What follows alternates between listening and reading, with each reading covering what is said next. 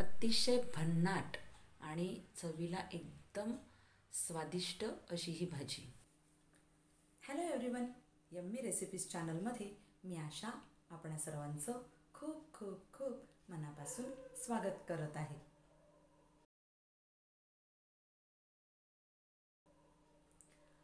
आज आपण काबुली चण्याची भाजी बनवून घेणार आहोत। मागे मी तुम्हाला छोले भटुरेची रेसिपी दिली होती, तर आज आपण अगदी साधी सिंपल काबुली चण्याची भाजी बनवून घेणार आहोत।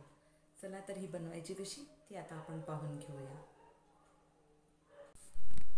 चण्याची साधी आणि सोपी भाजी बनवून घेण्यासाठी मी इथे 3 कप इतके वाफवलेले चणे घेतलेले आहेत आणि त्यासाठी 3 कांदे आणि 3 टोमॅटो घेतलेले आहेत।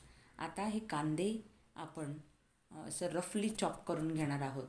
असे खूप बारीक नाही करायचे, थोडेसे रफलीच करायचे आहेत, कारण आपल्याला ते वाटूनसुद्धा घ्यायचे आहेत।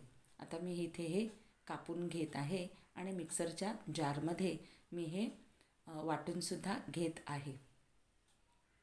एकदम फाईन पेस्ट आपल्याला बनवून घ्यायची आहे। तुम्ही पाहू शकताय की इथे आपली ही पेस्ट तयार झालेली आहे। आता एका भांड्यामध्ये मी तेल घेतलेलं आहे, त्यात मी पाव टीस्पून अख्खा जिरं घातलेलं आहे आणि अगदी थोडंसं मी हिंग घातलेलं आहे, अगदी चिमूटभर। 1 टीस्पून आलं लसणाची पेस्ट आणि 2 हिरव्या वेलच्या घातलेल्या आहे। त्याचबरोबर मी एक छोटासा दालचिनीचा तुकडासुद्धा घातलेला आहे आणि हे सगळ्या वस्तू आपण छान तेलावर परतून घेणार आहोत। आता इथे मी 8 ते 10 इतके काळे मिरे घातलेले आहेत। आता सगळं फ्राय करून झाल्यानंतर आपण मगाशी बनवलेली ही कांद्याची पेस्ट छान अगदी गुलाबीसर रंग होईपर्यंत आपण ही परतून घेणार आहोत। ह्याच्यावर आपण झाकण लावून हे परतून घेऊया आणि शिजता आपण तोपर्यंत मगाशी आपण 3 टोमॅटो जी ठेवलेली आहेत ती आता कापून घेऊया आणि त्याही टोमॅटोंची आपल्याला एकदम पेस्ट बनवून घ्यायची आहे। एकदम फाईन पेस्ट आपल्याला अशी बनवून घ्यायची आहे। ही पहा, तुम्ही पाहू शकताय की याची मस्त पेस्ट बनलेली आहे। आता आपण कांद्यावरचं ते झाकण उघडून पाहूया। कांदासुद्धा छान शिजलेला आहे, एकदम मस्त गुलाबी रंग, हलका गुलाबी रंग आलेला आहे। आता या स्टेजला आपण ही टमॅटोंची पेस्ट घालून घेणार आहोत आणि जवळजवळ 5 मिनिटासाठी हे आपण हाय फ्लेमवर शिजवून घेणार आहोत। आता हाय फ्लेम झालेली आहे। आता लो फ्लेम करून मी झाकण लावून हे शिजवून घेतलेलं आहे। मी झाकण उघडलेलं आहे 5 मिनिटानंतर आणि इथे तुम्ही पाहू शकताय की छान अशी आपलं हे ग्रेव्हीसाठी लागणारं जे मसाला आहे तो तयार झालेला आहे। आता यात आपण सुके मसाले घालूया। यात मी 1 टीस्पून काश्मीरी मिरची पावडर घातले, 2 टीस्पून मी धणे पावडर घातले, अर्धा टीस्पून मी जिरे पावडर घातले, काळे मिरपूड मी पाव टीस्पून घातले, हळद अर्धी टीस्पून आणि छोले मसाला घातलेला आहे 1 टेबलस्पून आणि चवीपुरतं मीठ घातलेलं आहे। तर आता हे सगळे मसाले, हे जे मिश्रण आपण मगाशी शिजवून ठेवलेलं होतं ना, त्या मिश्रणामध्ये हे मसाले एकजीव करून घेऊया, छान असे परतून घेऊया।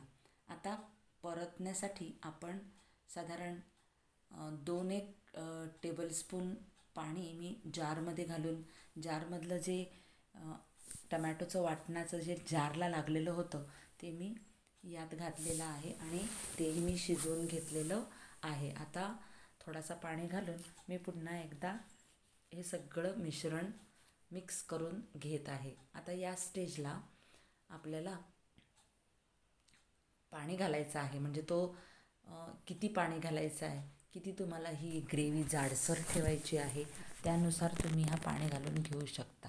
त्यानंतर मी चणे घातलेले आहेत आणि आता 1 उकळी येऊन द्यायची आहे, कारण चणे वाफवलेले आहेत आणि ग्रेव्हीसुद्धा आपली छान शिजलेली आहे।